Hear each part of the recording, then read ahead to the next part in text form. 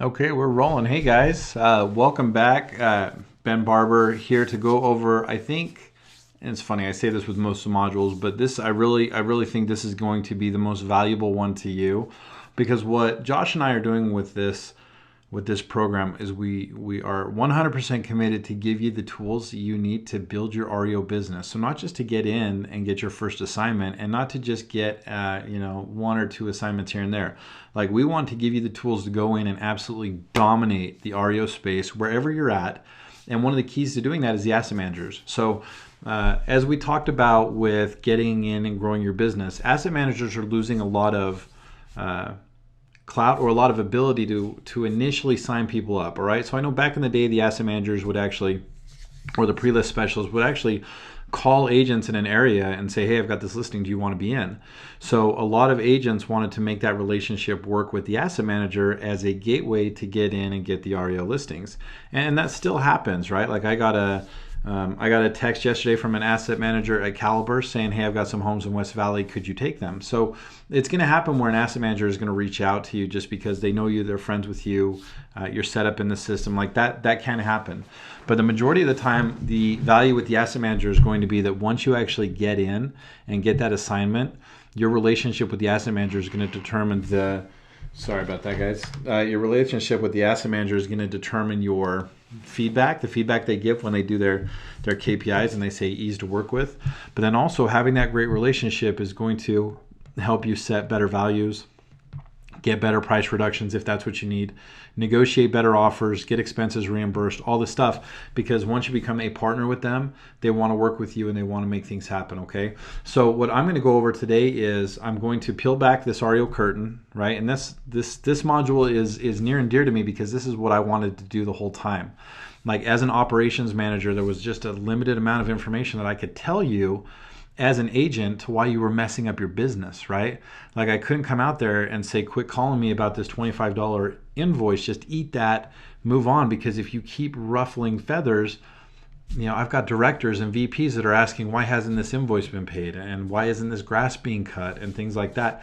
So these things that I couldn't come out and tell you to take a hit, I couldn't tell you to suck it up as part of the business expense, but within the freedom of this program that Josh and I have, I can be very candid with you. So as we walk through working with the asset managers, it's really the same thing as everything else, guys. Like, this is, when I'm speaking to this, I'm speaking to the majority of the asset managers, and I'm basing it off of 7 years in the REO world, working with, dozens, maybe 100 or more asset managers that have all these different personalities, but there are key traits, and that's what I want to get at.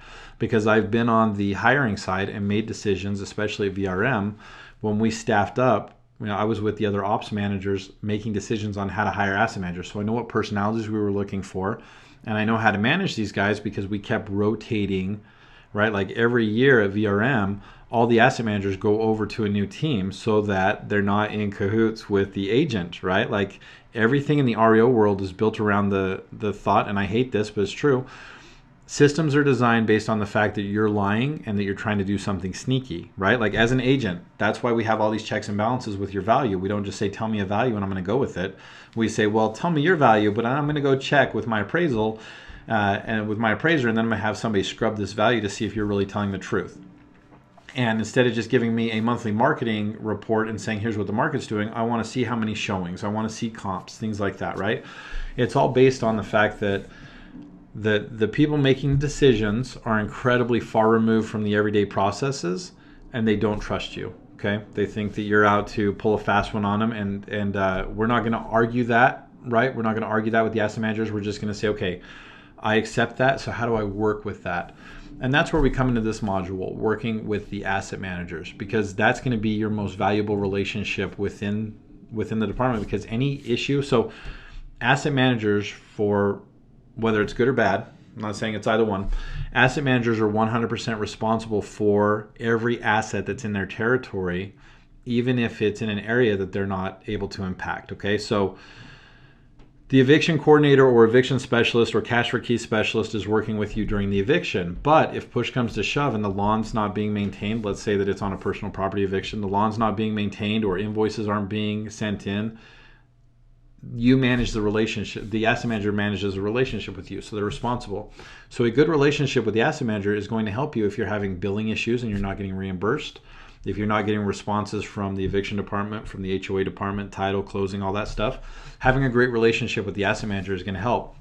So I'm going to walk through and I'm going to give you a peek into who they are and the best way to work with them. And this is, again, based on my experience, not just with asset managers, but also managing complaints from agents who call me up and say they don't like the way an asset manager is doing something, or really they're just butting heads. And my job as an ops manager was not just to take care of my asset managers, it was to take care of my partners in the field, which is you, which is the agent. So I hope you find this incredibly valuable. I'm excited to deliver this portion of our training, because I think that when you grasp it and you build these relationships based on the right principles and the right foundation, it's just going to do wonders for your business. So without anything else, let's just jump right in, okay? Working with the asset managers. And I like to start this off just by saying working with the asset managers is incredibly simple, right? This is all you have to do. You just grovel, right? And I put this up in jest because this is really a lot of the myth out there, is that the asset manager is not my partner. I just have to do everything they say, and if I do everything they say, I'm going to get a ton of business. And that's not true. I had great relationships with agents that were able to professionally and politely push back on me and help me see things that I was missing that helped me out. So what I want to do is help you understand why the asset managers feel entitled the way they do, okay? And this is why. Outside of the executives, asset managers are at the top of the food chain. The majority of people in the REO world want to be asset managers, right? The closers, the title specialists, they look at the asset managers and they want that because asset managers tend to have a lot more freedom and they make a lot more money. Like some of these asset managers, I put on a different slide, but they actually make more money than some managers, right? Definitely more than supervisors, more than managers. Some of them are up there near where the directors are. So these guys are at the top of the food chain, right? And like I had mentioned, even though they may not be in the eviction department, they are 100% responsible for the asset. So if push comes to shove and let's say they go have an aged asset meeting because the KPIs, like our days in status or days in inventory, is through the roof, and they have an asset that is 500 days in inventory and is stuck in eviction. Well, at the end of the day, that's not, the weight of that is not put on the eviction specialist, and it's put on the eviction manager to an extent, but it's really put on the asset manager to have a conversation with the agent to do more occupancy inspections or to dial in the cash for key delivery or do whatever they have to vacate this asset, okay? So asset managers are responsible for the asset, and at the end of the day, you'll hear this from all the top executives, the director, the VP, even the CEOs. They're going to say asset managers are responsible for the asset 100%, okay? So it's a lot of pressure that puts on them. It also can make them, it makes them a little cocky and a little arrogant, but it's also a lot of pressure, okay? It's a lot of pressure to perform. The average portfolio, now keep in mind that different outsourcers are going to set up their portfolios differently. So one company may actually have the asset manager manage the evictions and take it start to finish, and another one may... Sorry, I've got a funding coming up that's a nightmare one, so it'll be good. It puts a lot of pressure on the asset manager because they may be in charge from start to finish. They may be in charge from doing cash for keys, eviction, all that, but then they also may only get the asset. Like some outsourcers are set up just to do evaluation on the property or just to process offers. But whatever it is, they're under a lot of pressure to perform. So the question is, well, how do you work with these guys, right? Multiple personalities, lots of pressure. They've got big egos. They can be a little arrogant, a little cocky. Well, here's the number one thing, and I've told this to agents for years, and I want to dial this in with you right now. If you understand nothing else from this, I want you to understand this. So here we have a bunch of Supermen, right? Everybody in Superman pajamas. And on the outside, they all look like they're wearing the same thing, but each one of them is a individual person. They're all unique. They're all different. You have to treat your asset manager like that. Even when they're within the same client, right? If they're with VRM or Green River or Matt Martin or whoever they're with, there are going to be baseline standards for what's expected from the asset manager, but how they go about managing their portfolio is 100% up to them. And that's what I'm going to show you, okay? So the number one rule is you don't have VRM as a client. You have VRM as a client, and then you have Nate as an asset manager. So Nate is your client at VRM. Brad is your client at VRM. Michelle is your client at VRM, right? Everybody is your client, and you have to treat them like that. And that's what the most successful agents do, is they understand the different personalities, okay? So on paper, these guys look the same, but they're completely different. Different communication styles, which we're going to go over. Different approach to their tasks. Different level of experience, which is a big one. Different hot buttons, different motivators, and then you also have different external factors like, a single asset manager may be a little more of a handful than somebody who's going home to a family every night because he has nothing to do but sit there and just churn through these assets and call you and email you at all hours of the night because he's moving his portfolio. So we don't know what these external factors are, so you have to be cognizant that all the AMs are different, okay? And this is the number one question that I got from agents, and I got it a lot. All the asset managers want the tasks different, right? So who's right? So you would have somebody like you would have me, and I may reject your BPO. So here's the challenge, is that when you're going through tasks and you're submitting tasks to an asset manager, there's a lot of subjectivity to it. So my task is to make sure that I have photos, and I have standard photos like a photo of the front, the side yard, so that's 3, the backyard, the kitchen, the dining room, the living rooms, all the bathrooms, all the bedrooms. Those are the pictures I need. So on paper, that's black and white. If I don't have those things, I reject them. But where it becomes very subjective is that if I don't like the quality of the photos, I can reject that task back to you to do better photos. If you're only walking in and taking one picture of the room and it's not a wide lens or a fisheye lens or anything like that, and I can't see the room, I may reject it and I say, hey, I don't like the way that looks, right? That's up to me as an asset manager. That's my discretion to say, I don't like the way that you completed this task. I want it done differently.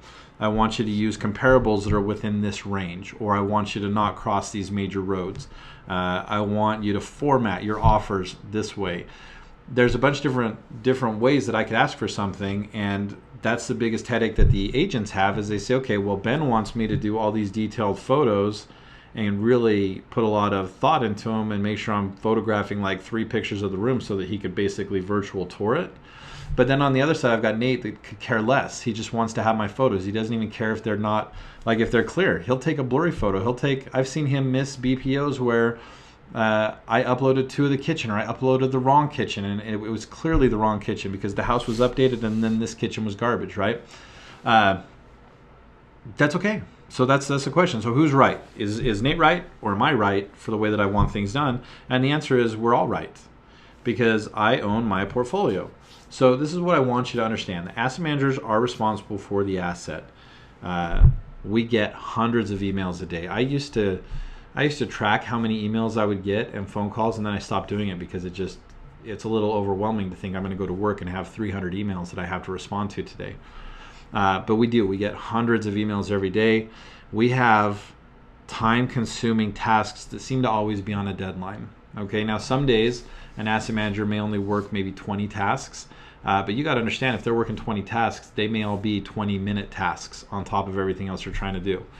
I know I had one day where, again, we were trying to set some standards in the asset managers, because it can be a very boring job. Just like, when you're in real estate and you're going through your automated searches, or you're calling expireds, or you're calling for sale by owners, that's the boring stuff. So as asset managers, we would actually all sit together. Our cubes would be all next to each other, and we'd make little games. And so for me, I would time how long it took for me to do like a market strategy, or I would want to see how many tasks I could complete in a day. And there are some days where I would have 70 to 80 tasks that I completed in addition to all of these emails. And these are not tasks like, I'm trying to think of a super simple one, like verify utilities, right? You upload a statement from the utility company showing that that's in your name. I just look, I see it, yep, done, check.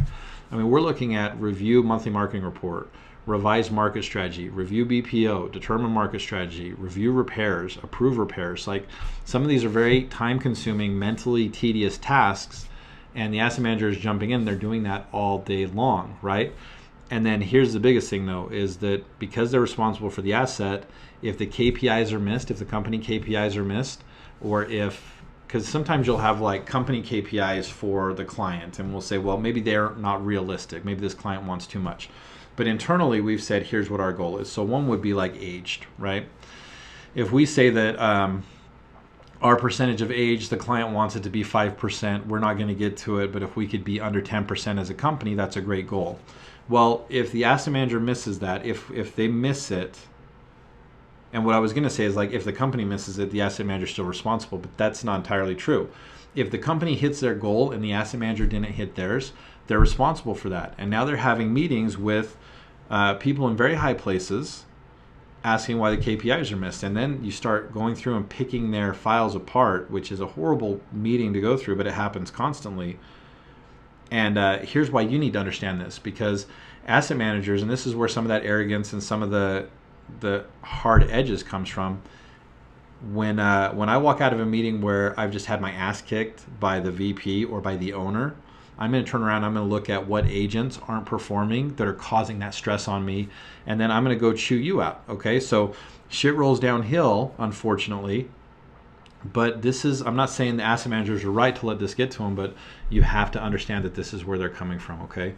Hundreds of emails, hundreds of messages through the system, tons of phone calls, and then just a plethora of time-consuming tasks in addition to aged meetings, regular meetings, updates, team meetings.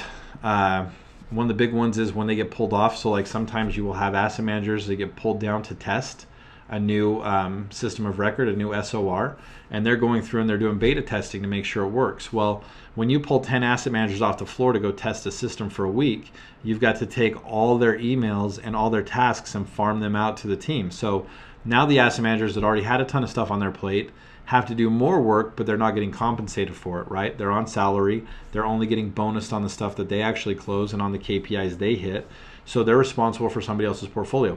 It's a lot of pressure. I'm not saying it makes them right. I'm just trying to say here's where they're coming from. It's a lot of pressure on them, okay? So I had said this before, just want to reiterate it. Asset managers have to complete tasks, and there are different ways. There are standards that they have to meet with each task. But how they get to those standards and what they do beyond those standards, it's 100% up to them, okay? This is why I was always okay with it. Asset managers are former agents. A lot of them are. And if they're not former agents, they're licensed agents, or they've at least passed the schooling, okay? So on like the Freddie Mac account, if you want to be an asset manager on the Freddie Mac account, you have to have gone through real estate classes.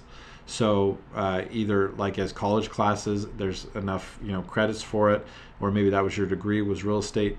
But if not, like when I was in Utah, the first time I got my license, I went through 90 hours of training, passed my license, and then had to go inactive just so I could be an asset manager on the Freddie Mac account.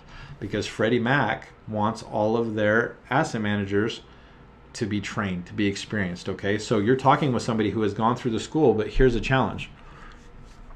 Here's the challenge with them not being former agents. So if they're a former agent, they're going to understand a little more, right? Like, and I'll admit this is embarrassing, but on the VA account, it's wet signatures, right? It is wet signatures for those initial docs. And if you mess up the documents, like one of the biggest ones that people messed up was there was always confusion over whether it was Department of Veterans Affairs, Department of VA, like there were all these different ways to label the owner, and if it was filled out incorrectly, like some people would put owner of record, if it was filled out incorrectly, we would have to reject that contract and send it back, okay?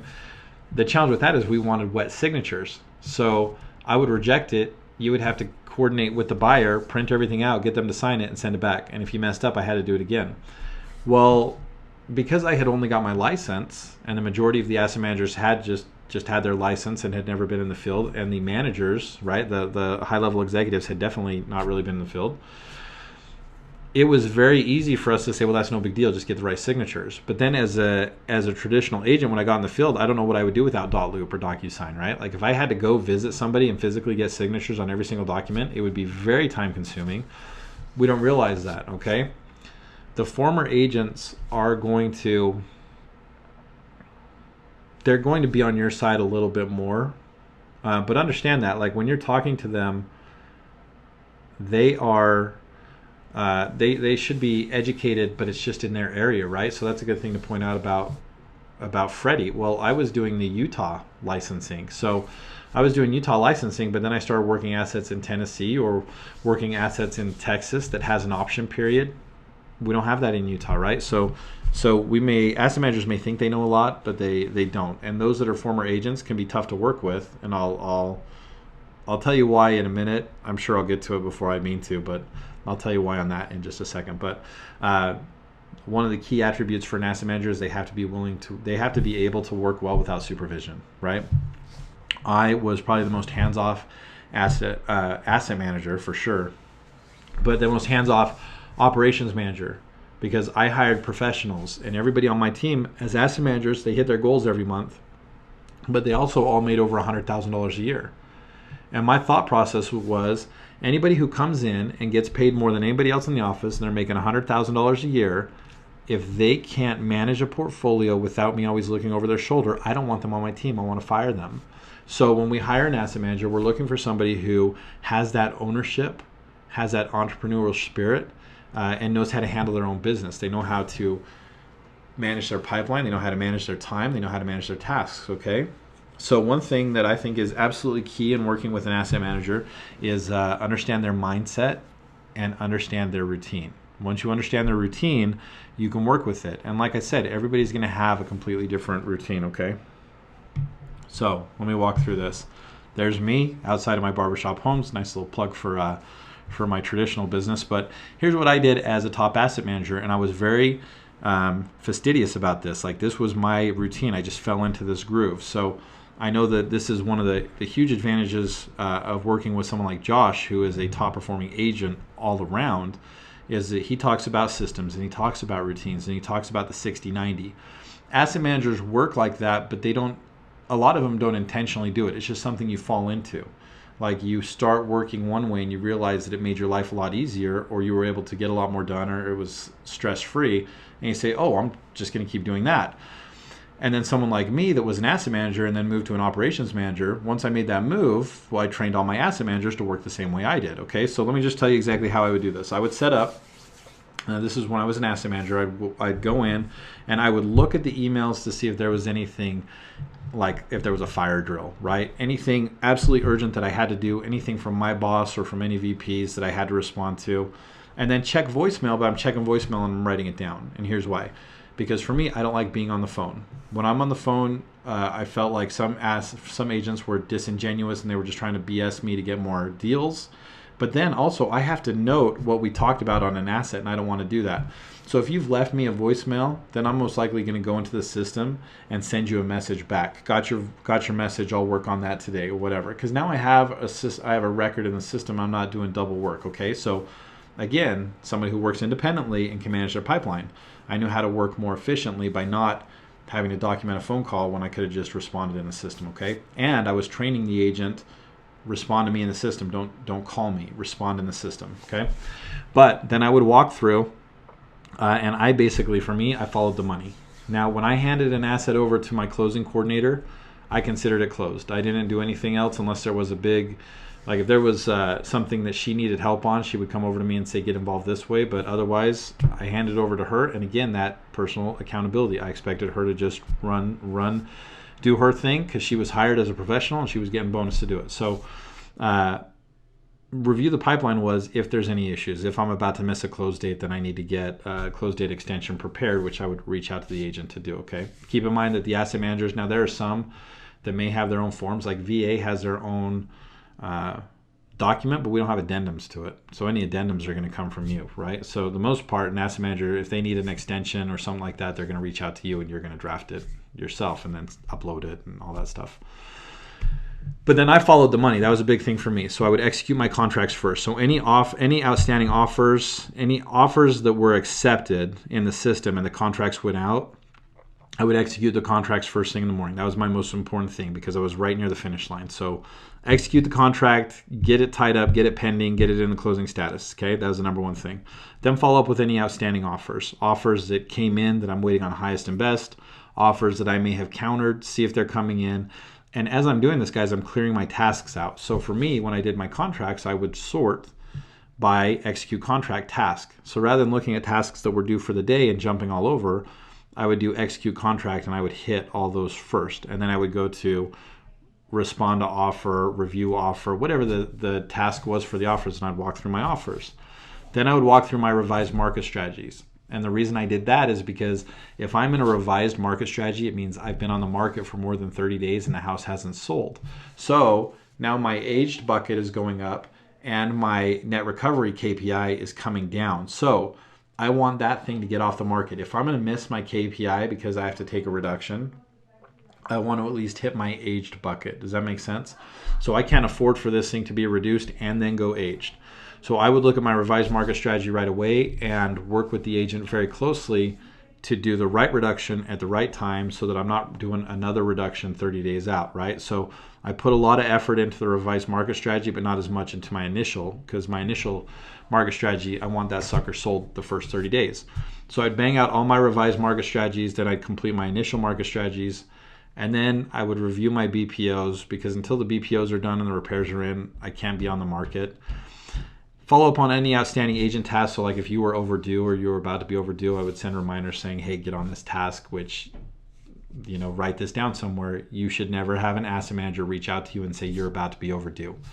You have to manage your pipeline. But I'm going to talk about that more in systems and not harp on it so much here. But then I would just rinse and repeat. Like this is how I did my whole day. Once I got to the bottom of this, then I just go back to the top. I'd look at my emails, right?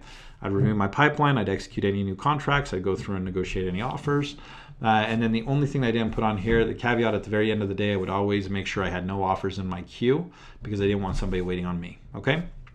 This is how I manage my day. So how does this help you, right? This isn't just for me to beat my chest and say, hey, look how great I am.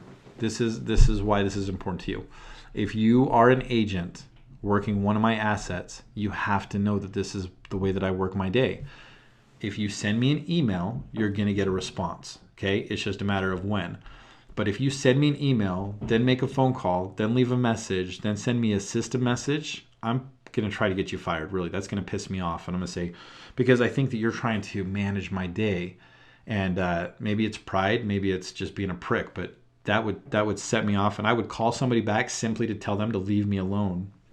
And I would make a point not to answer the question. I would say, I got your email. Don't call me again. I'll take care of it when I can take care of it. And I would hang up. Now, I may like this person, but they violated my process and they took me out of my rhythm. Does that make sense? So if you're an agent and you're working with me and you know that this is the way that I do things, you know that executing contracts is at the top of my list. So if you submit your contract that day, you know I'm going to do it. If you know that I respond to all offers by the end of the day, then don't call me and say, hey, someone's so excited to hear back. You know that I'm going to get to the offers. I did it in the morning. I'm going to do it in the afternoon. I'm going to do it right before I leave, okay? And then you also know how much I care about my revised market strategies and my initial market strategy. So when I get to the BPOs and those MMRs, is monthly marketing report, BPO is broker price opinion. When I get to those tasks, I better not reject those. Okay, your BPO, you should know exactly how I want my BPO done. And this comes back to treating every asset manager like a client. You have to know how I want my BPO done. Now, here's the thing.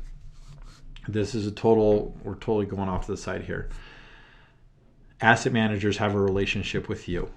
And the vendor management has a relationship with you or with your broker. So it drives us absolutely crazy when we're trying to look at something like when a BPO is done and you've passed that off to an assistant. But we understand that you have to do that. If you're going to grow your business, and we talk about this in another module, you can't do everything, right? You have to train people to do the right thing. And with a BPO, the best solutions I've seen with BPO is someone will say, look, I'm always going to do the valuation. Guys, it's simple to do a BPO. You'll see. I mean, when I go through the BPO module, I take forever just because I'm talking to you the whole time. But when I go and do a valuation for somebody right now and they say pull a market value for me, it's no problem. It takes me 5 minutes. Okay, like literally 5 minutes, unless it's kind of a tough asset, and then I have to start looking at price per square foot and adjust for age and all that stuff. But if it's a standard home, no problem. I can bang it out. When you're working with a team, it's okay to say, okay, I'm going to pull all the information from my BPO. I'm going to pull the comps that I want. I'm going to look at the comps that I want in my MLS. I'm going to determine the value, and then I'm going to determine what repairs are. But train somebody so that you can send them out to take the photos the right way based on the asset manager. And what I always say on this is that if you're tired of working with different, like if I'm an ass and I want my pictures incredibly detailed and I want my write-ups to be incredibly detailed with certain information, err on the side of the most difficult. Like if I'm asking for quality photos, you should be delivering quality photos to everybody. Even if the asset manager sitting next to me will let you get away with putting in some that aren't clear or aren't labeled or something like that, right? So when we go through and we talk about systems and we talk about growing your business, I'm going to show you how you can assign things out to somebody and still have ownership of it and still meet the needs of your asset manager, okay? Because with this, like when you know what I want, your BPOs and MMRs had better be clean the entire time, right? And if you're sending me a monthly marketing report, like here's a big one, and I know I don't have this in this, so I want to mention this. In my monthly marketing report, one of my big things was I want an update on the available comps that you used in your BPO. Like that was my big thing. You gave me 3 available comps that you said were my competition, were a great way to indicate which way the market was going, and I set my value based on those available comps. So when you come back 30 days later, I want to know what those comps are doing. If they're still on the market, then we probably used the wrong comp because it's overpriced. If it's sold in 3 days and I'm still on the market, I want to know why it sold and I didn't sell. Like that was one of my nuances with MMRs. That's how I wanted it done. I didn't want brand new stuff. And I also didn't want you to keep giving me the same sold comp from the BPO, like go find me some more sold comps. But I did want you to update that initial, like the initial available ones that you used, right? That's knowing how to work with me. That's my routine. That's how you avoid having my things rejected, okay? My tasks rejected. And that's how you work with me as an asset manager. And then I would suggest you take that same strategy to the next asset manager, and they could come back and they could say, you know what? I want all new active comps. No problem. You make a note of that so that when you're working on this, you should have a bio for every single asset manager you work with, because it's not like we're traditional clients where you're maybe doing Zillow or Realtor or Facebook and you're getting just a shitload of leads and you're trying to just cultivate everybody. There are only a handful of asset managers within the company. Learn who they are, learn what they like, learn their bio, and work with it, okay? So I didn't mean to jump so far off that, but I think that this is one of the most important things to remember is that there's a way to work with me, and you have to understand that because there's a way to work with every asset manager. So now I'm going to go over Neil. Now this isn't Neil. I just pulled this photo off the computer, but I'm going to go over Neil. Now Neil is my absolute A personality asset manager, and he represents the majority of the asset managers, okay? Now, I showed you the way that I do things. Here's the way Neil does things, and he is completely different. Neil is driven by tasks, okay? Like Neil is almost insulted if there is a task in the system. So he's going to jump on something. If he has 3 days to do a market strategy, he's going to jump on it the second that it comes in and do it 3 days ahead of time. So he wants you to do it 3 days ahead of time. Does that make sense? He's not waiting until the very last minute. He does it right away. Neil hates having emails, hates having phone calls, definitely hates having voicemails, and he absolutely hates having tasks, which means he hates for you to have tasks. So having an overdue task for Neil is like, you might as well just insult his whole family, right? He responds to email within seconds. And now I'm going to talk about this a little later, but one advantage that Neil has and one advantage I had is the minute that you email me, I'm going to see it on my screen over here, and I'm going to go over and I'm going to respond to it, and I'm going to come back to what I was doing. You may not have that luxury, right? You may be emailing me from the field. Make sure you have push notification. I'm going to say this later too, but your email address that the asset manager is using should have push notification on your phone. So at the very minimum, it's taking 15 minutes or whatever you're set at to see that email. Even if you're responding back, I got that, I'll take care of it for you, no problem, okay? That's what you would have to do. Now the difference is Neil can respond back to you and say, no, I need it right away. And you're not going to see it for 15 minutes or however long your push is set up. So that's something you're going to have to learn to work with, which we'll talk about that more with building your business, because I have worked with large shops that have asset managers internally to deal with asset managers, and then they have field agents that go get all the stuff done for them, okay? So anyway, Neil lets his calls go to voicemail, and then he controls when he's going to call back. He absolutely expects you to complete tasks the minute they come in, and when I say that, I'm not exaggerating. The minute he fires off an offer response, he expects you to counter it right away. Or the minute that he says offer accepted and your contracts go out, he expects that you've downloaded them and sent them to the agent, okay, to the other agent. So that's not an over-exaggeration. That's exactly true. And if you're not performing, he's absolutely happy getting you reassigned. That's one of the big things, okay? So maybe it's a power trip. Maybe it's that he just wants to. I'm going to say this. For Neil, it's not really a power trip. Neil wants agents that have the same urgency as him so that he can bonus because Neil's a top performer. Okay, and he figures the faster he can respond, the faster he can get tasks done, the faster he can get his homes on the market, get them under contract, and get paid. Now, not everybody is like that, and there are a couple different ones, and I probably should have put some more pictures up, but there are some other personalities where people fell into being an asset manager and they're a little new. So they may have been promoted in a time of need and they're not really sure what to do. These are people who are going to have late tasks. So if you've ever been out in the field and you say, I don't know why my asset manager is not responding to my offer, right? Or we have a standard that all emails are responded to within 24 hours. So that should give you an idea of the expectation to just kind of leave the asset manager alone. They have 24 hours to respond to an email. Some asset managers get a little overwhelmed with the portfolio and they're 3-4 days behind on email. That's actually pretty normal. Or they're behind on tasks, or they're slower completing their tasks, right? They may not all be as aggressive as Neil, but they're also not going to last very long, because Neil's the kind of guy that can manage 200 assets. The other people maybe 50, 60 if they're lucky, okay? And they're both being paid the same base. Neil's just making more on a bonus. So that's why I put Neil up here, is because he is the rule. Everybody else is the exception, okay? The passive asset manager is the exception. This go-getter, they may not be as blunt as Neil. Like I never was, but I was aggressive in getting the tasks done. I relaxed a little in that if the task gave you 24 hours to complete it, I was okay with you taking 24 hours to complete it, as long as you completed it the correct way and I didn't have to reject it, because if you reject it, now I'm just going back and forth on time, okay? So if you have questions, I know we always say at the end, questions, let me know. If you're dealing with different asset managers and you want to talk about their personalities offline and figure out a strategy to go in and approach it to work with them, that's great. Let's do that offline, so that, because there's going to be a bunch of different ones. This is the majority of the person you're going to work with. This is the person that we're going to hire. But you're going to run into different asset managers. So let's talk about those. Let's flush some scenarios out. And then also other members of this group, maybe not in your state, maybe in your state, but they'll know how to work with these asset managers as well. So we'll get really good dialogue going here, okay? So here's the biggest disconnect with the routines, and I said this, is that asset managers are just like what I'm doing now. I'm just sitting behind a desk. I can bang through tasks. I can bang through emails. I can answer my phone. If you're out getting BPO photos, you're dealing with traffic. You're at the property. You may have bad cell service.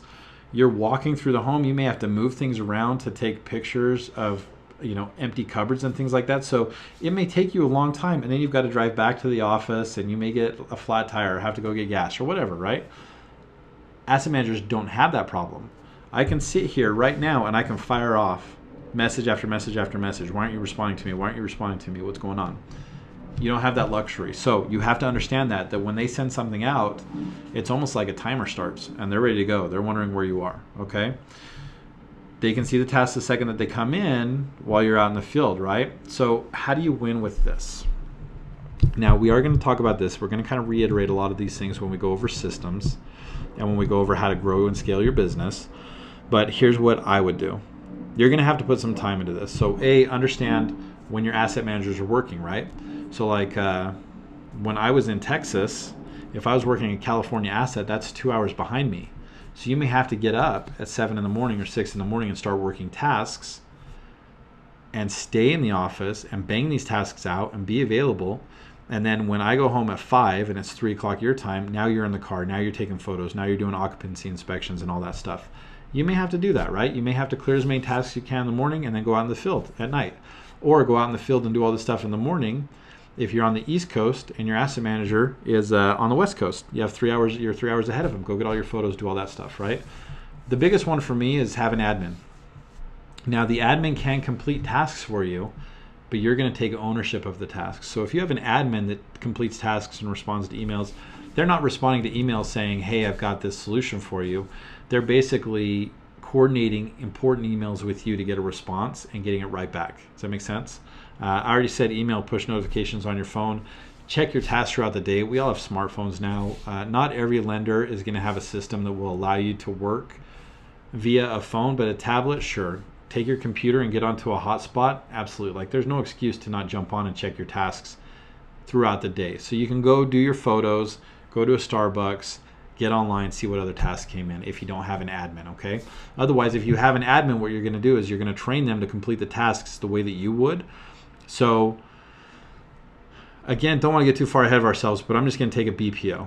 Okay, if I'm out taking a BPO and I know I have a BPO and I've built a company that has a support staff so that I can do a ton of volume, I'm going to do my BPO online.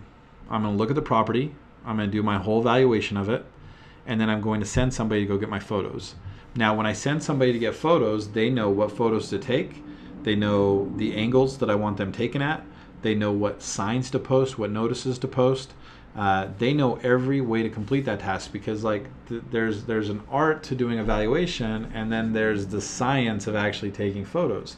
I can teach anybody the science. I may not be able to teach everybody the art of actually doing the evaluation, but I can send them out. I can also teach them to note if the grass is too long, so we can bring that information back, to note if there's code violations, to talk to the neighbors, to ask them to let us know if there's any suspicious activity. And then when they come back, I can look at the photos, I can determine what repairs there are, and then when I tell them, hey, here's where I want my value at this, my repairs at this, I can have an admin go do the tedious tasks of uploading a BPO into the system. Like, you don't need to do that, right? But you need to be responsible for the value, because if I have to do a price reduction, and let's say you told me the house was worth $200,000 on your BPO, and now your MMR at 30 days, you're saying we need to be at 170. I'm going to call and have a very serious conversation with you to say why we missed that value. And what's done is done. Let's fix it. If 170 is the value, let's get there. But it's a teaching moment for me to correct the behavior. And if you missed the value by that much and you tell me, oh, my assistant did that BPO, I'm walking into my boss's office and I want to get you out of the system, okay? May not be fair, but that's the way this works over there, okay? I probably don't talk about it, but if I don't, I will just say there is a little bit of a God complex to this too. And I didn't realize that. Like, as I was creating this, I didn't realize it until I started getting like we're in a busy seller's market, right? So I'll put an offer in and an agent won't respond to me. Or they'll be rude or short. Or I'll have a new buyer I got, like an online lead that shows up, meets with me, and then they go buy a new construction or whatever. And I realized that when I left the asset management, when I left like the REO world, I lost my power and nobody was afraid of me anymore. And that's a big deal.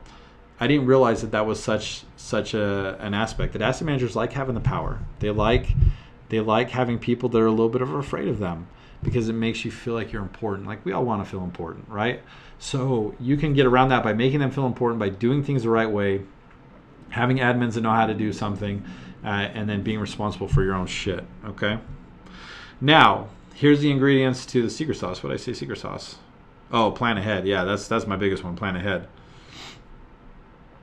I guess I put secret sauce for like working with the asset manager. Like, how do you work with them? How do you get them to like them? You have to know your SOR, your system of record, even if it's a bad system. And this is what I really want to point out. I've had agents call me and complain about the system we're in, and my response is, what do you want me to do? We're not going to be in Equator. We're not going to be in ResNet. We're in the system that we built. I have to work in it all day. So do you. If you don't like it, leave. Okay? You have to know that. Even if it's a bad system, you have to know how to work it. And if it's a workaround, you have to know what the workarounds are. So know the SOR for the company and know the P&P for each client. Like, know what you're responsible for. Know what you have blanket approval for yard care or for a rekey or for cleaning. Know how to submit your expenses for reimbursement. Know how to log into the system and look for new assignments. Know the proper escalation channel, right? Like, how long does your asset manager have to respond before you go to their sales manager and then to the director and then to the VP? Like, how long do you have this? Like, don't mess that up. Understand the AM's expectations with communication and tasking. And we've kind of drilled that in, but I want to keep drilling it in. I'm not a phone guy. I'm good on the phone, but I don't like being on the phone because I feel like it just takes up a lot of time when I could be doing something else. And I don't want to have to recap that conversation in the system. So if you need something, I want a system message or I want an email that I can copy and paste. Now, going back to efficiency, I want a system message because then I don't have to copy and paste it from email and I don't see emails blow up for no reason. Understand how I want my tasks done. Even if you have multiple asset managers that want them done a different way, that's fine. Each person is your client. Do the task, do the communication according to what they want, okay? Meet and exceed everyone's expectations. So that's just where I get from it. If I want you to do a task in 24 hours, surprise me and do it before that.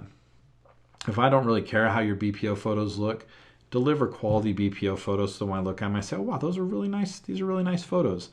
Give me more information. If you know that the HOA is about to be sued, tell me that stuff. If you know we won't qualify for FHA financing because they lost their eligibility, tell me that, right? The more information you have, the better, the more of a professional you are, the more I will trust you when it comes to valuations, and the more I will lean on management to give you more assignments because you're doing a great job, okay? Do the heavy lifting yourself. This was in regards to the BPO. So I'm not expecting you to do everything. I don't want you to do everything. When you start building your business, you want to have people help you. You want these support roles, and that's fantastic. But do the heavy lifting yourself. You should do every single valuation.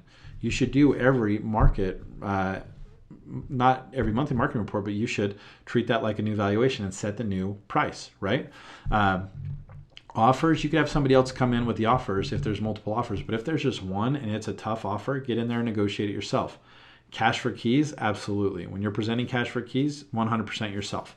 Occupancy inspections can be somebody else. Property inspections can be somebody else.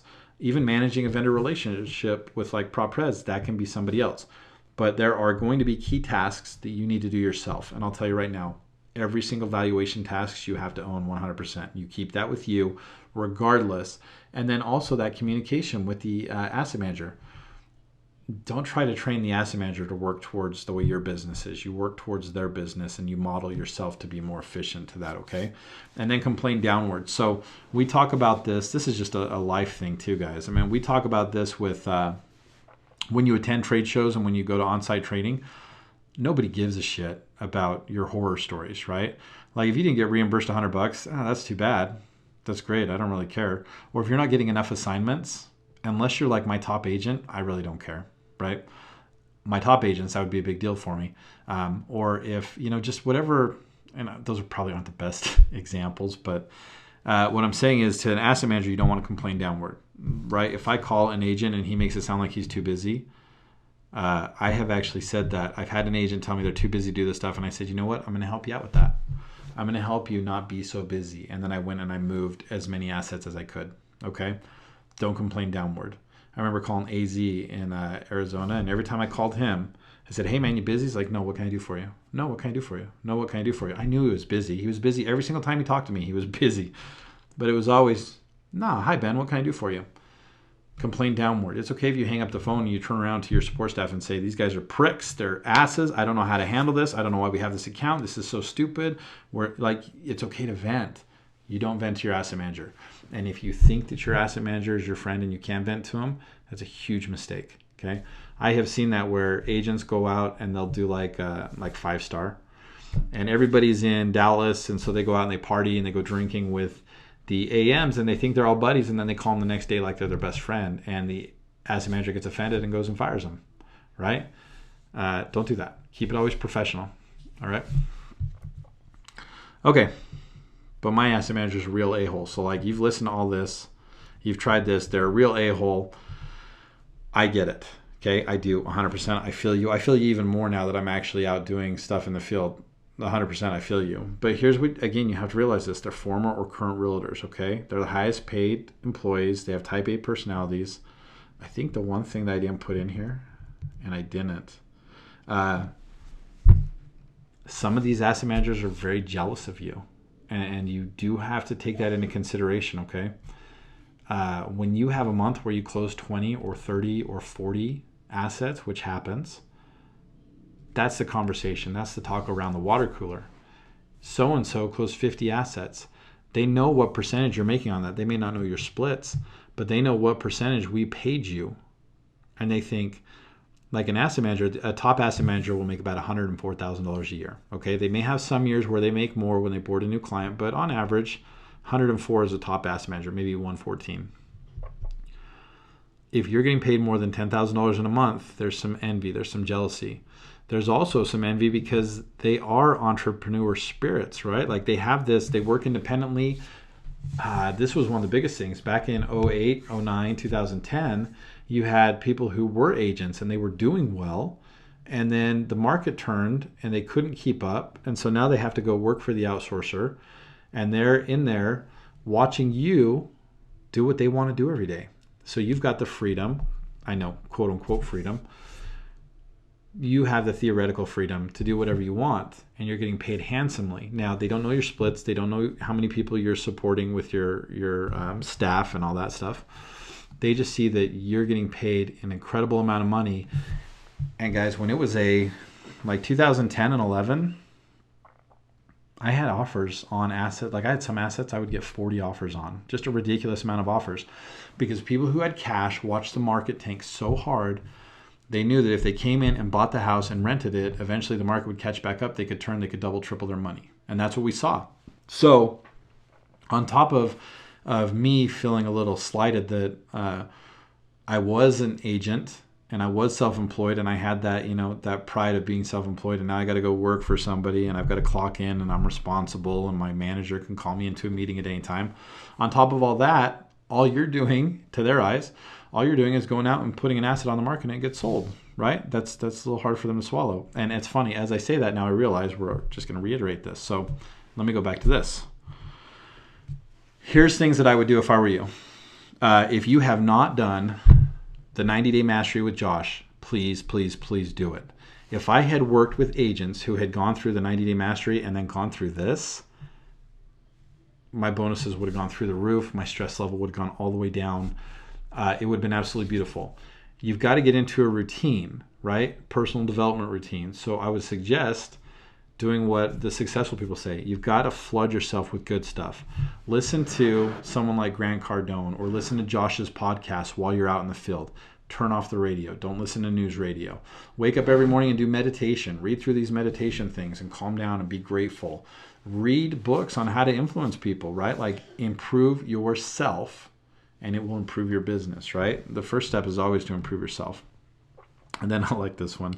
But seriously, my asset manager hates me. Like they have a vendetta. Like, I don't know. It's my ex-wife is an asset manager. She hates me.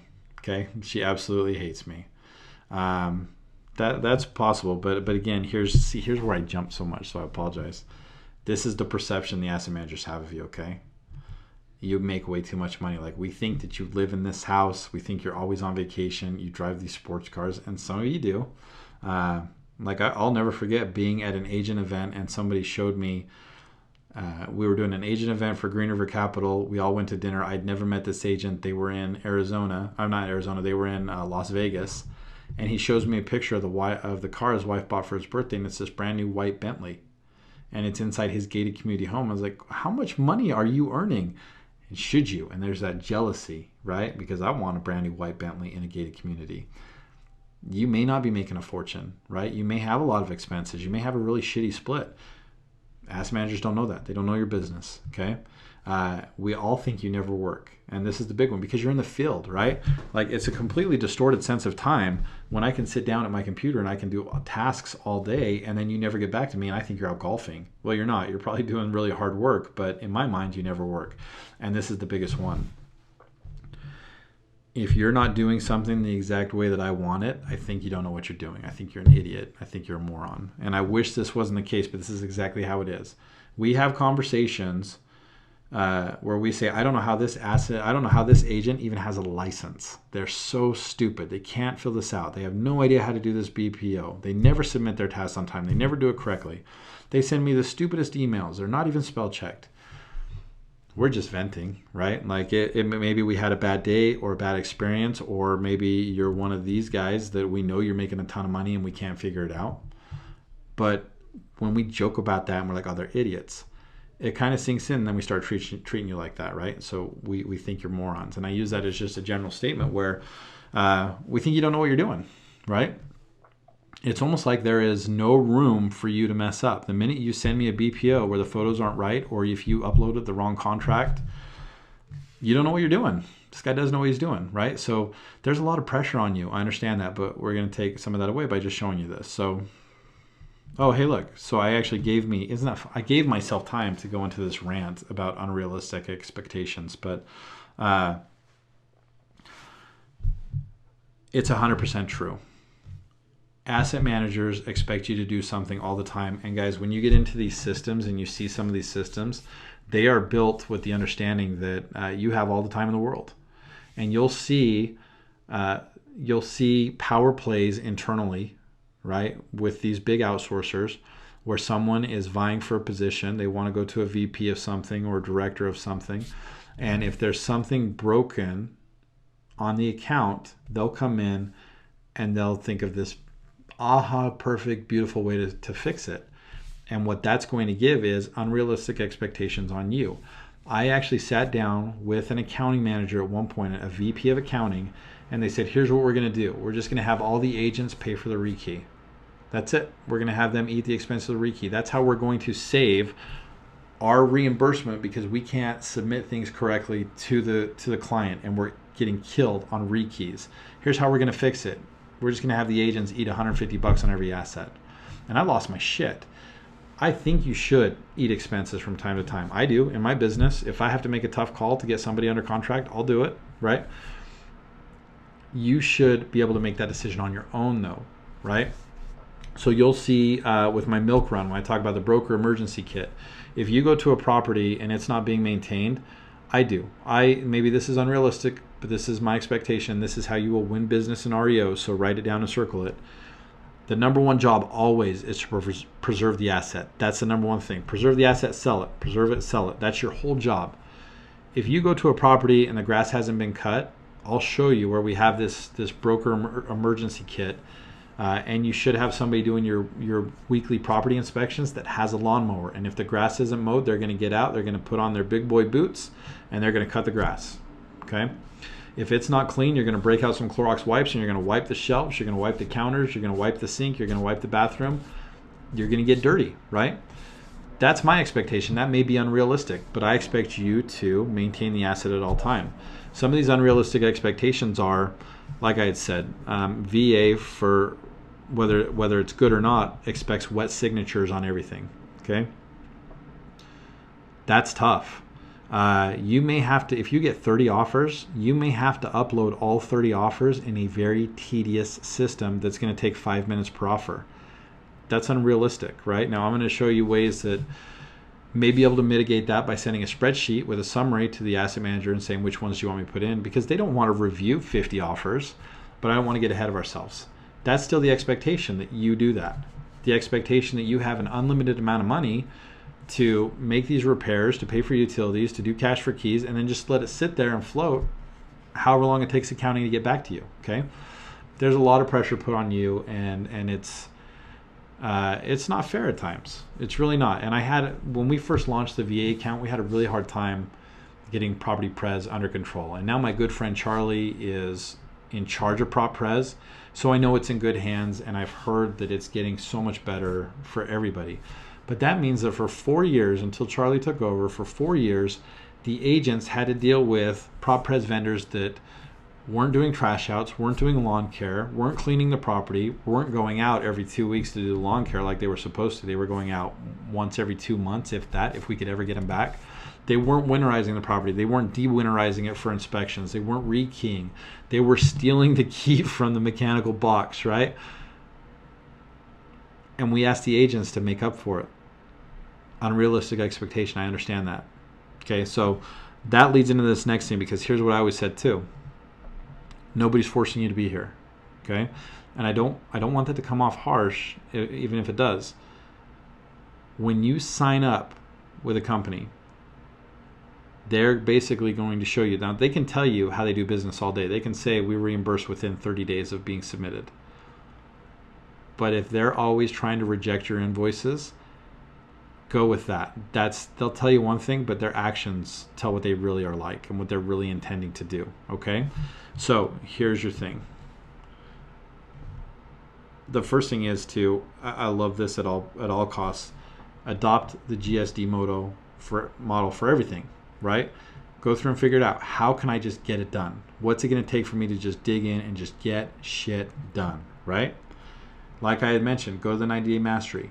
Learn how to be more efficient with your internal systems. Learn how to be a better agent, right? We talked about reading the books and listening to things while you're driving around. Learn how to do all this stuff so that you're a better agent. You're better suited to handle the stress and some of this stuff, right? And then let your efforts speak for yourself, right? Go out and just do a good job. Put your head down and just get it done. Just go out and just get it done.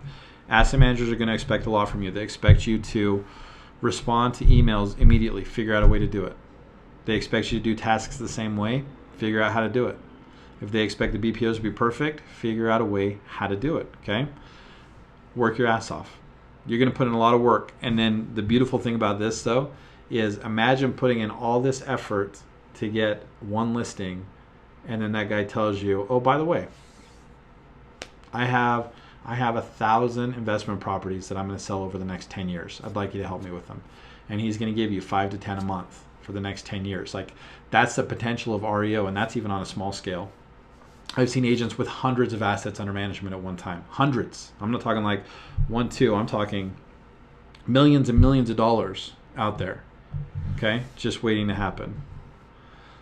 Be vulnerable. Ask for feedback. There's nothing wrong with politely asking an asset manager what you can do different, how you can do better. How can I, like if someone had come up to me and said, hey, Ben, how can I get you paid, man? How can I make sure that you hit your goals every month? Like, what can I do? What can I do to make these tasks easier? I know you get a ton of emails. How can I communicate with you without stressing you out and without adding to that, right? I just love that photo, but be vulnerable. Ask for feedback. How can I improve? And remember, you're not telling the asset manager what they need to do to help you. What can I do to help you? What can I do? Because you're my client, right? Do everything possible to make that relationship work, which means jump through hoops, right? Take it on the chin sometimes. Work late, work during the holidays, work in a shitty system, upload 50 offers, right? Like once you know what it's going to take, do the work. Do everything you can to make it work. Just do everything you can to make it work. So here are some hot buttons that the asset managers have that I just want to touch on. And we've said a lot of these throughout the thing, but lack of accountability, right? Own your portfolio 100%. If you have an admin that messes up, you messed up, right? You didn't train them well enough. You didn't stress the importance of them doing it correctly. The blame game never works in the REO world. So everything's your fault, but also everything is your glory too once you do it. Not answering your phone when you call, that's a huge one. So I don't have to answer my phone. You absolutely have to answer your phone every single time, and you're never too busy, right? Return my emails quickly, even though the SOR may say return them within 2 hours or 24 hours or whatever it is. Faster is better. In REO, you have to have a sense of urgency for everything, right? Don't just hang out because the task isn't due for another couple days. If it's within your capacity to do it, do it. And I'm going to show you how to work smarter so you can clear a bunch of these tasks before they even fire off. And that's just working ahead. But that's one of our hot buttons is not returning emails. Overdue tasks, absolutely hot button, because now I have to follow up on it and I have to babysit you, right? We talked about this if you're doing too much delegation. So it's great to have somebody go take BPO photos for you, but don't let them do your valuation, okay? You have to have ownership on the important stuff. Do the heavy lifting yourself. Don't whine to me again, complain downward. And then anything that causes me more work, like rejecting your tasks or responding to an email that I already responded to. Here's one big one for me. When I sent you an email, don't send back an email that says thanks. If I need you to confirm, I'll say, please confirm you got this. Please confirm you understand. Do you understand what I'm asking? Like if I'm asking you a question, respond. But if I say, I just submitted your reduction, that should be out shortly. Don't send me back, thank you. Because now I have to go look at it and it just takes up time. And again, I'm managing 200, 300 assets, so you cannot do that, okay? Don't give me work. Don't give me a job. I have a job already, right? Sloppy work, I talked about this just leads to more work. Being difficult to work with, and that's just not treating me like a client. That's not seeing me as a client. That makes you difficult. Being over dramatic, not listening, being combative. It may be hard for an asset manager to get you on board, but it's really easy to get you off when they don't like you, okay? Some people will sabotage. Some will just go get you moved off, and one of my great friends is the vendor manager at VRM. Well, if I'm an operations manager still, and the vendor manager helped me build this team, he knows me for 5 years. If I go over because I have a difficult agent, I say, Mike, this guy is just causing all sorts of stress, all sorts of problems. He's been written up. Can we just take him out of the system? More likely than not, he's just going to take you out of the system, okay? Or we're going to set you up on a series of, we're going to take your inventory back. We're going to put you on a performance improvement plan. We're going to heavily scrutinize everything you do. It's not worth it, okay? Not listening, being combative. We talked about how to win over an asset manager. This is good. This is how we went over an asset manager. You do today's work today. We talked about that. You have to absolutely be urgent. Be accountable for everything, right? I know I'm reiterating, but this is important. You have to do it. Be accountable for everything. If it messes up, it's your fault. Fix it, own it, fix it. Don't make excuses. Just fix it, own it, move on, okay? Be responsible for your task timelines, for incomplete or inappropriate tasking or inaccurate tasking. If you miss the value, I missed the value, I messed up. Here's the comps that I used. Here's my new ones. Here's why I think we're on track, okay? You cannot come back and say, I didn't miss the value.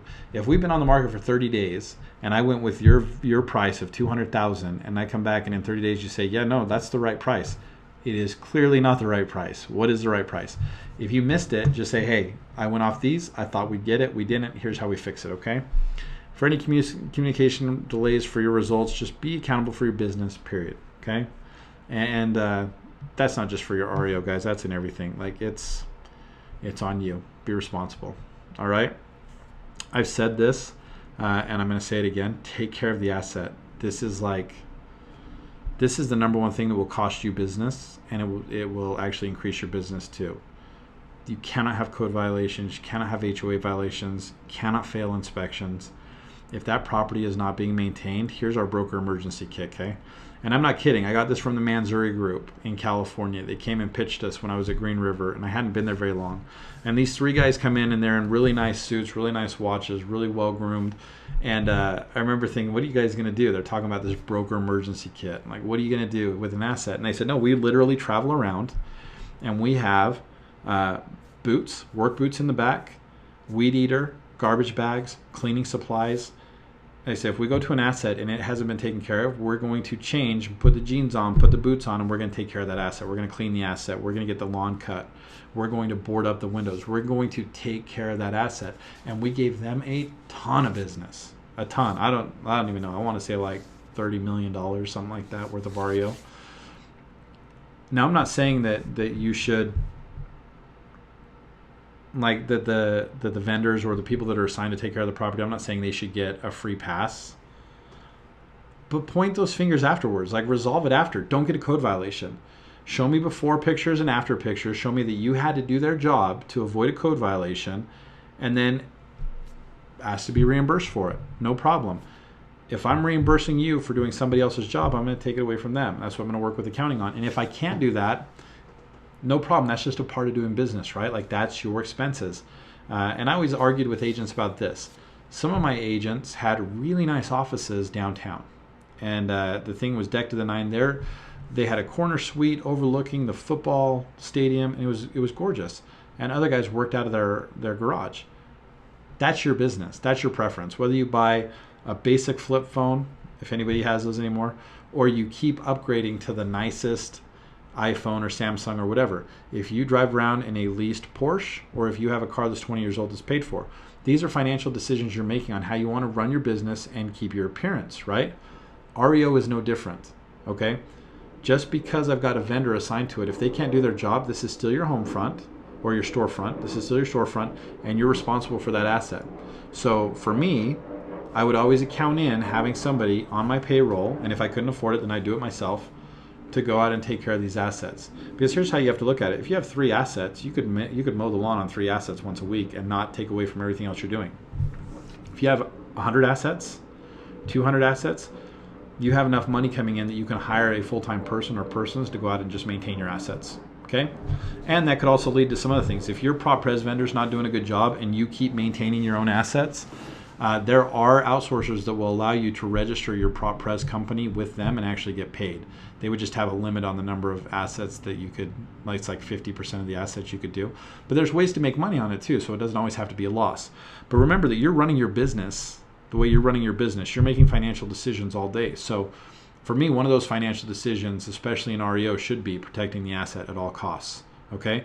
Because if I get a code violation, I'm going to ask you to eat it.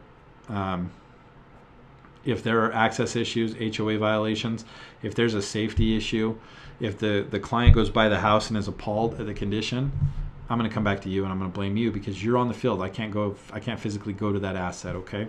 So like I said, point figures, resolve issues after, but take care of the property first and foremost, okay?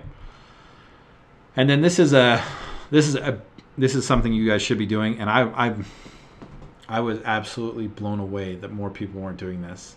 Like, I dreamed of getting to 5-star. So we're in Utah at Green River Capital, and this big agent event where everybody goes and they've got these big, like the former president is a speaker, and you've got the head of the Fed, like all these really cool speakers are going to 5-star in Dallas. And I just could not wait to get there. And then I got there, and people talked about how much it had been declining over the years and how nobody was there. And I had all these great clients that I was so excited to meet from other states, and they weren't there, right? Meet your clients every chance you get. You've got to be there. You've got to be in person. You've got to shake hands. They've got to recognize your face. Because I'll tell you a little secret in the business. If you're just a voice on the phone, I can fire you no problem. I have no emotional investment in you at all. If you're a onesie twosie and you're working on my asset and you give me any kind of static, or I don't like the way you're doing things, I don't lose any sleep about getting you fired. I can walk over and I can get him reassigned. I can say, this guy's a prick, get him off. But if I've talked to you, right? If I see Michelle at every training event, and she always asks me about my wife and my kids, and I see her at the agent events, I see her at my office doing on-site training, and I talk about this with getting business, but I see her, well, I'm actually going to show you in one sec, but I see her at some of these things, like attend the on-site training, become involved with my community events. Like if I see her out here with me, guys, these are people that work for the company. These are all, she's in vendor management. Okay, this is Joyce. She's in vendor management with VRM. So when someone's processing an application, that's who it is. So if an agent is out there working with, this is something near and dear to VRM, the Seeds of Hope. They do a ton of volunteer work. Write a check or donate your time. Volunteer. Be present. Be there. Get FaceTime. Okay? It's very hard for me to fire you if I know you. If you're my friend and I know about your family and I'm emotionally invested in you, I'm going to work with you if you're not performing, as opposed to just pulling a trigger and getting you fired. So you've got to become involved in their events. Now, you can't always be there. I understand that. That's fine. You can't always be there, but be involved. If you can donate money, do it. If you can donate time, do it. Here's one that I wanted to show you. So this is something that Clayton, which Green River Capital did, and it's basically they want you to adopt a box. So for $25, here's everything that's included. Okay. And it shows it right here. A $60 donation will provide a food box, coat, and shoes for a child. Okay? And the food box has all this oatmeal. Well, guys, this is a fantastic cause. This is a great cause. But it's also a chance for you to leverage a great cause and your compassion for other people and your desire to build your business to become emotionally invested with the client. If it's $60 to donate one, why don't I go out and I buy 10 of them? Why don't I go get 20 of them? Why don't I help 20 people? Because people are going to walk around, they're going to talk about the agent that sponsored X amount of kids, that bought so many boxes, right? They're going to talk about that when you're on the phone with them. Hey, Josh, just wanted to say, hey, I saw that you bought like 20 of those things. That's so cool. Thanks so much for doing that. I really appreciate it. Become invested in their stuff, okay? Now, I put this here because this is the thing, and I was leading up to this super early, a little earlier. There are going to be unrealistic expectations on you. There is going to be a lot that's asked you, a lot of work, and sometimes, depending on the client, not a lot of money. Okay, some clients you're going to make a fortune on for not a lot of work, but it's going to be the 80-20 stuff. But you can work with an asset manager without being a doormat. Okay, like you should never be in a bad relationship just to make the money. Like, go find new clients and stuff, right? But know that you're not a doormat. So if you've done something right, I mean, be 100% accountable. But don't let somebody just yell at you. And I was trying to find the right way to say that. Because at some point, you've got to decide if it's worth it. And I think that's what I was getting at, is that, like, nobody's making you do this, okay? There's a ton of money to be had here. And if you set yourself up right with the right asset managers, you're going to build incredible relationships. You're going to have a great business. You're going to have a great life. You're going to have a great time doing it. Some asset managers, some operations, some outsourcers ask too much. And that's what I was talking about, where if they start coming to you and saying, hey, by the way, you're going to make like $500 on every asset, you got to say, well, is it worth going through all this shit for that money? And if it's not, guys, you have our book of BPO services and outsourcers. There's more fish out there, right? Like, you don't have to hang on to this one so tight if they're treating you poorly. I put this up on the 80-20% rule. You want 80% of your business to come from 20%. Is that right? Yeah. 80% of your business coming from 20% of your clients. 80% of your headaches are going to come from 20% of your clients. Like, you have to go in and determine which actions, which clients are making you the most money, and then focus on those. Okay? If you have 80% of your clients that are only producing 20% of your income, it may be time to switch that up. Okay? So I'm not the best 80-20 rule explainer. That's fine. But this is what I wanted to get at. And this is where Josh and I are going to give you all the tools. And with your personality and your ability to commit to the work, you're going to go in and you're going to master this stuff. You're going to land accounts. You're going to go do incredible valuations. You're going to be great with your cash for keys, your evictions, your follow-up. You're going to have your broker emergency kit. You're going to preserve that property at all times. But if you're running into a situation where everybody just really is out to get you and they're charging you back on expenses that they shouldn't, and you're eating money and you're not profitable and you're miserable and you're up at night and you're pulling your hair out, you've got to know when to walk away, right? We got the gambler here. Know when to hold them, know when to fold them, know when to walk away, know when to run, right? That is real in this business. Treat yourself like a business owner and you will be a business owner, and the asset manager is your clients, okay? So if you're not making headway with an asset manager, I would go, like, understand the escalation policy, and we had said that earlier. Be respectful when you go to a manager. When you're approaching the manager, you're not going to go in and say the asset manager sucks and here's what they're doing. It's more of a, hey, help me out. I'm trying to figure this out. I keep getting this task rejected. Nate's the only one that keeps rejecting this task. I want to make sure I'm helping him, but I'm not really getting a lot of feedback from him, okay? Bring facts and not feelings. So he's rejected this task 12 times, but if you look at it, I've done it the exact same way, and Tamika didn't reject it, and Nate and Brad didn't reject it, and Mike didn't reject it, and Sharon didn't reject it. Okay, bring facts, but you're not throwing the asset manager on the bus. You can't say, I can't get anywhere because of this asset manager. We're missing all of our marks because of them. Just say, I keep bringing really good valuations. Here's the valuations I brought on the last 5 deals. The last ones you gave me. The asset manager went over my value by X amount of dollars. We weren't able to sell. We had to take reductions of 30 days, but you'll see that we did sell at the value I got to, okay? There are appropriate ways to approach a manager, and that's what you want to be respectful of their time. Just like with an asset manager, they're your client. The operations manager is your client, but you've got to know the right escalation policy, right? Like, you don't go from an asset manager to the owner, right? You don't go from the asset manager to the VP. You go up through the chains. You go to the supervisor and to the manager and to the ops manager and the director, right? And then you're at the vice president. So whatever it is with that company, you've got to know the right way to escalate it and when it's appropriate to escalate it. And if you have questions on this, because I know that this is a very sticky thing. Like, agents escalated things to me before they should have, like that they didn't like the way that Nate reviewed their BPO. That's not something that should be escalated to me unless he is unfairly bashing yours, okay? But something you should escalate is, I'm not getting email responses. I'm waiting 36 hours before I get a response. I'm not getting phone calls answered. I'm not getting responses back. All my offers are sitting in the queue for 3 days. Those are acceptable things to bring to the ops manager, because you're bringing proof, right? You're bringing something solid. And then this is why I keep this up, so I can just kind of change this as we go, guys.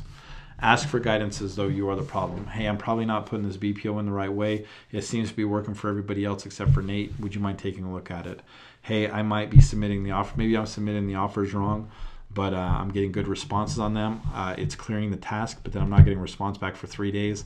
Is there a change in the SOR that I don't know of? Do I need to communicate to the agents that the asset managers are going to take 3 days to respond, right? Like you're walking into it as though you're the problem, which is going to let the guard down for the manager, and they're going to be more likely to help you and more able to help you, okay? But here's the thing, guys. You're all big boys and big girls. This is your business. If you're just eating shit every day and there's no headway, and you're losing money, and you're missing out on opportunities with other vendors and other clients, right? If that doesn't work, this is one of my favorite things. I mean, this is totally immature, and that's fine. I love South Park, but screw you guys. I'm going home, right? I'm going to go look for another vendor. And that's where that 80-20 comes into play. Is like, if you're if you're putting all of your time into this asset manager and you're not getting anything else done, and you're putting all this time in this operations or into this outsourcer and you're just not getting anywhere and you're losing money, it's okay to say, you know what, this relationship doesn't work for me. Like, just because you get in doesn't mean that you have to do everything. You don't have to hold your breath and hold on to this client so tight, right? We've all worked with buyers and sellers that it's best that we just walk away, if not for our sanity, just so that we can have more energy and effort to focus somewhere else, right? So that's what I'm saying there. Do everything you can to make it work. Own 100%, escalate appropriately, attend trainings, attend functions, work ahead, work and treat each asset manager like a client. Those are my closing thoughts. And when you do that, it's going to be a great relationship. And if it doesn't work, find another vendor. I haven't seen very many places where it doesn't work. I've seen bad asset managers, and I've seen agents have to deal with bad asset managers, and it's unfortunate, but they also had other asset managers that were working with them too to offset it. And that gave them enough information to see, am I the problem, or is it maybe this one renegade person? And I'll tell you, I can't think of an escalation with an asset manager, like a valid escalation, that I didn't already know that was an issue with that asset manager. Okay, so there are right ways to escalate it. The managers are going to be sympathetic to you. Some outsourcers are going to be more sympathetic than others, right? Like Freddie Mac has a relationship with the broker. They don't let the asset management company, they don't let the outsourcer dictate that relationship. If there's disciplinary action, it all goes through Freddie. They're going to be a little more sympathetic than the outsourcer is going to be, right? But like I said, treat it like a client, treat it like you're dating them, right? Like you guys are dating and you're trying to do everything right so that this person falls in love with you and wants to marry you and wants to be with you forever. Do that. And if the relationship is sour and if it doesn't work, get out of there and go focus on one that is going to do good things for you and is going to help you reach your goals without driving you to drink excessively, okay? So like always, I can't tell you enough how grateful I am for your time and attention, for investing your capital into this training, and then to sit here and be with me and be present and to take in all this information. Thank you so much for doing that. If there are things that I'm missing, if there's any conversations that you want to have or clarifications, by all means, hit me up. Let's flush those out. Let's work together to get you any answers you need or get you any tools that you may be missing so you can go out and dominate the space, okay? But again, thanks so much. I appreciate you guys, and I'll see you on the next module.